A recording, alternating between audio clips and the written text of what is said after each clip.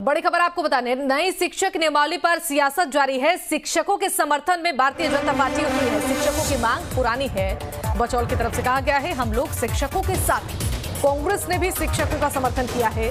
शिक्षकों की मांग जायज है, समर्थन करते हैं।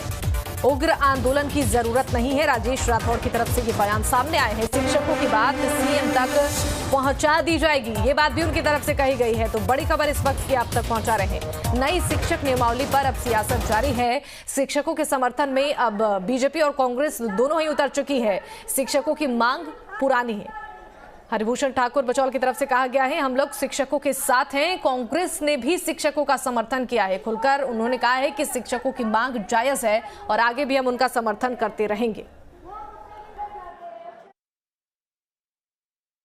हम लोग शिक्षकों के साथ हैं और जो टेट और स्टेट एबिलिटी टेस्ट पास किए हुए हैं उन छात्रों के साथ हैं और सरकार निश्चित रूप से उन लोगों के साथ अन्याय की है, उनके सारे आंदोलन का समर्थन करेगी भारतीय जनता पार्टी। निश्चित रूप से पुरानी मांग रही है और आपको याद होगा कि 1500 से यहाँ तक बढ़ा है। फिर हम लोग विचार करने ही वाले थे, तो अब तो सरकार ऐसी बन गई है जिसको शिक्षा शिक्षक इस सब से कोई लेना देना नहीं है, केवल समीकरणवादी और तुष्टिकरणवादी हैं। तो देखिए उनके आंदोलन को हम लोग समर्थन करेंगे।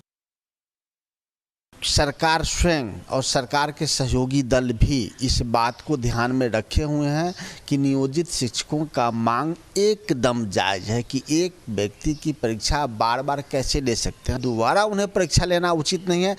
तो उन्हें राज्यकर्मी का दर्जा बिना शर्त मिलना चाहिए। चूँकि राज्य सरकार के अधीन ही काम कर रहे हैं, तो मुझे लगता नहीं है कि उनको धरना प्रदर्शन करने की आवश्यकता होगी। सरकार उनके मांग पर गंभीरता से विचार कर रही है। और नई शिक्षक नियमावली को लेकर शिक्षक अभ्यर्थी लगातार सरकार के खिलाफ प्रदर्शन कर रहे हैं। वहीं मामले को लेकर आने वाले दिनों में शिक्षक अभ्यर्थी अपने आंदोलन को और तेज करने की योजना बना रहे हैं और जिसके लिए शिक्षक अभ्यर्थियों ने बैठक कर आगे की रणनीति पर चर्चा की है। आने वाले दिनों में अभ्यर्थी कई मंत्रियों का घेराव सहित हड़ताल भी करने वाले हैं। और वहीं शिक्षक अभ्यर्थियों के आंदोलन को लेकर जेडीयू प्रवक्ता नीरज कुमार ने कहा है कि शिक्षक नियमावली में बदलाव शिक्षा की गुणवत्ता में सुधार के लिए किया गया है। राज्य सरकार के मंत्रिपरिषद ने शैक्षणिक गुणवत्ता के लिए और बड़े पैमाने पर शिक्षकों के का नियोजन करने के लिए, उनकी भर्ती करने के लिए तो ये प्रक्रिया बनाई है। अब उस संबंध में लोकतांत्रिक तरीके से किसी को असहमति है तो सक्षम जगह पर देना चाहिए, लेकिन राज्य हित में, शैक्षणिक हित में और देश के अंदर में जो शिक्षा को जो बाजार के हवाले किया जा रहा है, ऐसी स्थिति में सबको एक दूसरे पर भरोसा करना चाहिए। और इसी खबर पर ज्यादा जानकारी के लिए हमारे साथ संवाददाता सनी लाइव जुड़ गए हैं। सनी, देखिए जिस तरीके से नई शिक्षक नियमावली में बदलाव हुआ है उसके बाद से ही लगातार इसका विरोध किया जा रहा है शिक्षक संघ की तरफ से, लेकिन अब देखिए सत्ताधारी पार्टियों का साथ भी इनको मिलने लगा है। बीजेपी और कांग्रेस की तरफ से भी अब इन्हें सपोर्ट मिल गया है।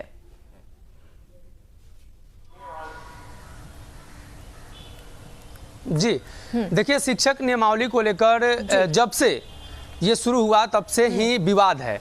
दरअसल सरकार ने जो शिक्षकों की बहाली की उसमें 3 तरह की बातें सामने आ रही है। पहला, वो नियोजित शिक्षक जो 15 वर्षों से सेवा दे रहे हैं, 17 वर्षों से सेवा दे रहे हैं, और दूसरे जो सीटेट पास करके जो शिक्षक बने हैं हालिया समय में, और तीसरे वो अभ्यर्थी जो सीटेट पास कर चुके हैं और बीटेट पास कर चुके हैं और उनकी जो बहाली है अब होने वाली थी, 7वां चरण 8वां चरण। अब इसमें जो नियोजित शिक्षक हैं वो विरोध कर रहे हैं। उन्होंने स्पष्ट तौर पे सरकार से कहा है कि जब वो सरकारी सेवक हैं, 15 वर्षों से सेवा दे रहे हैं, तो फिर उनसे किस बात की परीक्षा ली जाएगी।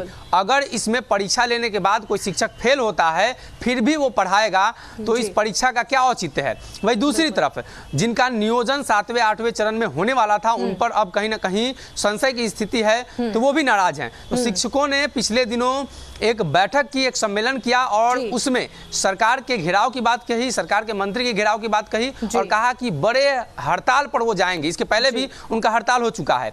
अब इसको लेकर सियासत तेज है। भाकपा माले उस मंच पर मौजूद रहती है। कांग्रेस ने कहा कि शिक्षकों के हित में फैसला होना चाहिए, नियोजित शिक्षकों के वो पक्ष में है इसलिए कि वो सरकारी कर्मी हैं, तो राज्यकर्मी का दर्जा देने में उन्हें क्या दिक्कत है।